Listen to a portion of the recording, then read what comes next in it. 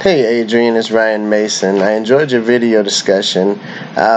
What's surprising or not surprising to me is that whether in my state of Missouri or your state of Texas, I guess what it comes down to is immorality is immorality and sin is just sin.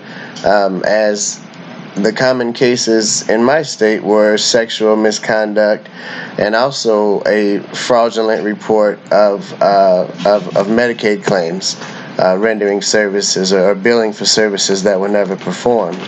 So both theft and sexual misconduct. And I also heard from other students that some of those were also common reasons that counselors were brought before the board for discipline measures.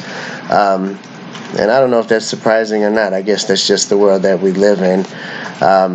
But those counselor-client relationship issues, I came across a lot of those, and it sounds like you had your fair share as well that you read about there in the state of Texas.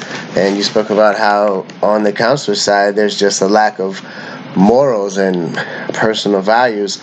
And I don't know, I just think if it's your desire to come into the helping profession to do well and to promote the well-being and mental health and wellness of a client and of an individual and of a family, I mean, why would you do anything towards the hindrance of that, towards the pulling down of that? I mean, there were at least 2 cases I read about a counselor that was giving services to a husband, a wife, and even children, to a whole family that was receiving services from this counselor.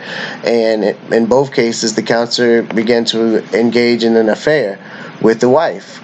And it completely destroyed the relationship. It made her issues, the family's issues, that much harder.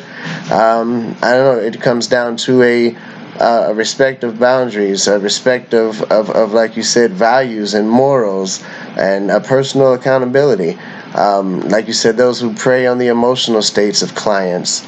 When you really should be on the helping side of their lives, you'll find yourself as becoming another traumatic experience in their life, which is completely against what it is that the counseling professional should be working towards, which is the well-being and mental health of a client.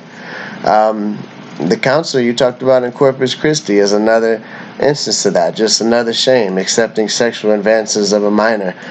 Terrible shame. And that's compared to it was a sexual assault case from a counselor that I reported on here in Missouri, a counselor that also voluntarily surrendered his license as a client reported that he sexually assaulted her during a session. It's hard to say if vetting counselors is a possible thing to do. It's hard to weed out certain things like that. Those underlying, character, I don't know, those flaws. It's really hard to say.